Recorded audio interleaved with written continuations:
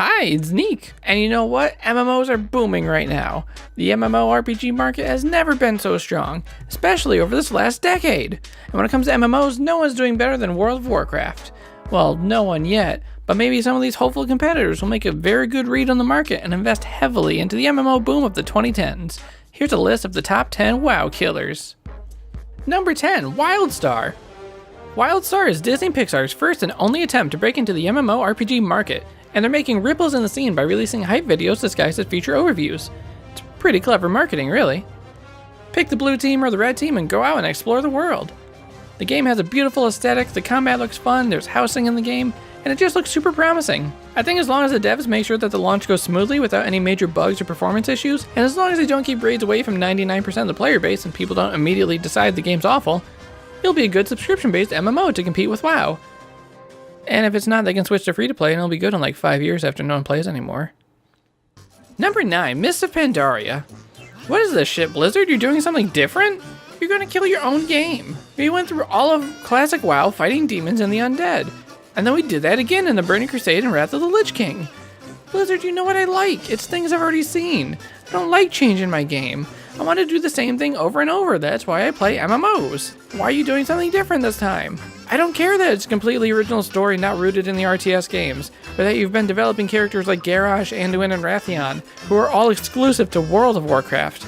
I want another story and villain based off something from Warcraft 3, the best game ever created in 2002. Is that so hard to ask? I don't want to see the Pandaren in their new continent. I don't want to hear the story of the Shah and the revered emperor that could conquer everything but his pride. And Blizzard, if you think I'm going to pay any attention to the overarching story of colonialism and the consequences of taking war to foreign soil and the harm it can bring to native people, you're fucking wrong. I just want to expand to where the main bad guy is right there with a box. God, just give me classic WoW. I'm sick of all this new shit. I just want to jack off to Rockdalar again. Number 8, Rift. Oh yeah, that was a game. Alright. Number 7, Sword Art Online. SAO is a VR MMO RPG scheduled for release in 2022 that is said to have the first real-life hardcore difficulty setting, whatever that means. It's slated to have a super popular release with overall high ratings, according to some of the beta testers. They say that as long as no one makes an hour-long rant about the game, it should be pretty well received. Otherwise, criticism could spread like wildfire through the community and just be taken as gospel, even from people who've never played. It could become the newest punching bag of the gaming world if something like that were to happen. But personally, I've beta tested this game, and the settings and the characters don't really appeal to me, so who knows, maybe they're right. Also, it was really weird when I got halfway through level 16, I heard a glopping noise, like 2 years worth of steam. Number 6, Guild Wars 2. Guild Wars 2 is just a fun game. It's got a very cool world that's just fun to explore, and it feels great to gather things or try out different weapons for combat, and the art style of the game is super unique and very memorable.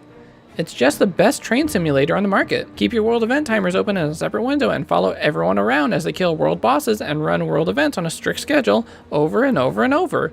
Choo choo! Next stop, the Ice Dragon again. Come try to get your precursor weapon. Move it, boys, we're on a tight schedule here. The game is pretty unique for being another action-based MMORPG, with weapons unlocking new abilities, a lack of hard class rolls, and rewards for exploration and solving jumping puzzles. World of Warcraft better watch out, because the only thing that could sour this great gaming experience is having a guildmate spam you with links to 9gag, and then start asking you weird questions and prying into your personal relationships, and eventually sending you pictures of the worst kink in the world. GTS. Number 5, Classic WoW. Oh my god, I love when Facebook tells me something I did 5 years ago. Oh my god, yes. Oh, that was so good. Oh, Time Hop. Oh god, it's my favorite thing. It's my favorite thing in the world. Oh my god, I gotta comment on that old status and bring back everyone I tagged in it and everyone that's commented on it so far. Oh my god, yes. Yes, yes, yes, it's so good. Let me just relive that. Oh, I want that. Give me that. There's no use living right now. The past was the best. The past was so good. I don't know why I'm keep living on and going into the future. Hey man, me and Doug, we're gonna go check out the new store over on 5th Street, the one with the new escalators. Do you wanna come check it out with us? It was better when they were just stairs. Number 4, Star Wars: The Old Republic. If you've ever played World of Warcraft and thought, hey, this is great, but I'd love if it was in space, well, you're in luck. In Star Wars: The Old Republic, you're actually just playing a modded version of World of Warcraft. Check out the talent trees that they totally didn't copy, and the 2-faction blue and red world, The combat system they also totally didn't copy, and professions, and hey Blizzard, you better watch out. Also, hey, check this out. They added voice acting for every quest in the game. Something everyone's been asking for. You know, quests. Those things that you accept 2 or 3 of at once while not reading any of the text. They made it better by having people talk during that part, adding more time just for storytelling. Story is a big part of the game here, and the Old Republic wants you to get the most out of it. That's why they've decided that selling a single-player game as an MMORPG was a good idea. You know the story has to be super engaging and good if they're willing to add voice acting for all of it.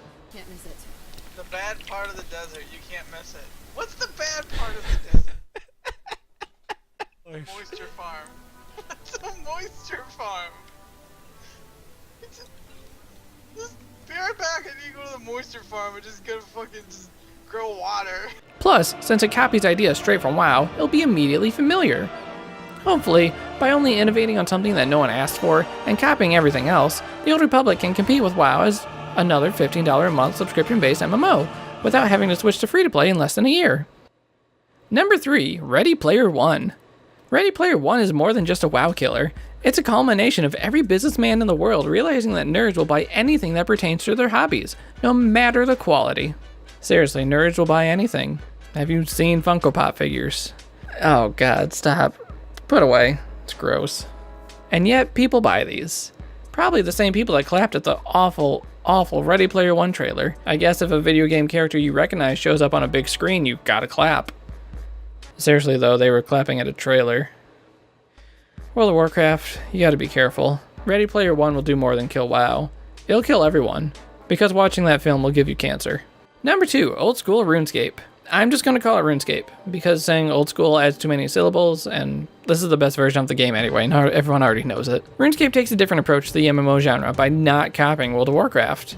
Except when it does, and we don't talk about that. While other MMOs went with the same approach of action combat, simple quests, and max level endgame content, RuneScape does its own thing. It also seems to be the only game on this list that makes smart decisions about the core MMO experience. Combat is just point and click, and you're using auto attacks, but you look at damage rotations in other games, and you're just pressing the same 4 or 5 buttons without really thinking. It kind of boils down to the same thing, but RuneScape actually boiled it down, while other games just leave that fluff in there to keep your hand busy. And with quests, RuneScape takes a different approach again by having unique quests with their own storylines. There's no kill X amount of Y quests. I mean, there's Slayer, but the important difference is, Slayer is its own thing, built to be a system that actually makes sense. It's a skill where you're essentially leveling up as a monster slayer, where having those kill 20 fire demon type tasks makes sense. Quests in other MMOs never made sense, like a quest should be something important. Not just killing 10 bandits, go get a bounty hunter for that, go get a mercenary. Heroes do quests, and they do things like figuring out how to get to an island to slay a dragon, or unlocking an elven tomb that's hidden inside a waterfall. Those are things that a hero does. They travel the world and just do unique heroic deeds that no one else can. And I think that the strangest thing about RuneScape is that there's no endgame. It's all just the game. The game is about leveling up your skills, which are all about as simple as pointing and clicking. And as you level them up, you learn to do new things. And as you keep going, you pretty much find what you want to do, and you just do that. It's a game where you make your own goals, and you're not on rails like every other MMO. Hey there, welcome to World of Warcraft. Be sure to follow the tour, level up from 1 to 110. If you want, we got a $60 Fast Pass for you for those of you that don't want to play the game that you pay $15 a month to play. You can just skip right to the end game grind. There you go, get to leveling, that's your goal. You want to collect pets? Oh yeah, that's cool, I like pets, pets are nice, they're cute little adorable things. Just make sure you level up first so you can go to the areas and the vendors that actually have the cool pets. You want to level up your professions and be a cook? Oh yeah, that's great. I love cooking in this game. It's actually pretty fun. Just, if you want the only relevant recipes in the game, you gotta get to level 110 first. Oh, hey my dude, you wanna do some PvP? Hell yeah. Just make sure you do it at 110 or it doesn't count towards your prestige. And the best thing about RuneScape is that everything seems to be in service to providing a good MMORPG experience. The game is simple enough for a web browser, so almost any system in the world can play RuneScape. Except for phones, I guess. Even if it's not already installed, like if you're at a friend's house borrowing their computer. You want to play some WoW at a friend's house? Good luck with that. And having simple gameplay allows your hands to be free so you can actually type and socialize in-game. What? Socializing in an MMO? Yeah, the point of these games is to have a world filled with players you can talk to and play with. In fact, I think the first thing that got me to type quickly was playing RuneScape and trying to sell things, or sitting in the fishing guild and goofing around with other players. Those learn to type games never did that for me. And when you make friends in the game, that's great. But where other games really struggle is with making friends outside the game and being able to play with them. Like with WoW's separated servers and 2-faction systems, you might never be able to play with your friends. Oh, cool, man. That's a nice WoW shirt you got. You play? Oh yeah, I play Rogue. You play too? Oh yeah, I play Warrior. You want to play together sometime? We can run some dungeons. Oh yeah, man. You play Horde, right? Oh. No, I play Alliance, actually. Oh, alright. Yeah, I haven't made any Alliance characters. No, that's cool. Yeah, I haven't really made any Horde characters myself, so, I guess I'll see you around. Why have a game all about playing together in a huge world and then divide it into 2 factions that can't interact? Oh, hey, cool, you play Runescape too? Oh yeah, I'm just leveling up my woodcutting for a little bit. Nice, cool. My friends are gonna do the pest control game in a little bit. You wanna join? Oh yeah, that sounds pretty cool. Alright, yeah. Alright, cool, we'll be in World 60 in like 15 minutes. Oh yeah, that sounds fun, I'll be there. Thanks, man. Oh my god, did you see how easy that was? Holy shit. Nah, just kidding, this game's never gonna kill WoW. Look at those graphics, that's the most important part of a game. Alright, and before I get to the biggest WoW killer, let's list some honorable mentions. Black Desert Online. Final Fantasy 14. Donkey Konga. Terra. EVE Online. Hey, can we scroll back up to that Terra picture again? I just wanna, I'm not trying to be weird about it, I just wanna look at it again. Like, I thought I saw something on it. Can you just like scroll it back? I wanna, just let me see it again, please. Please. And finally, the number 1 WoW killer. Burnout, apathy, and loneliness. Just realizing that you only play this game to waste time and complete boring menial tasks. Getting an item upgrade or finishing a world quest. Yeah, that feels nice, but it's like you completed a small goal, but really you're just in a Skinner box.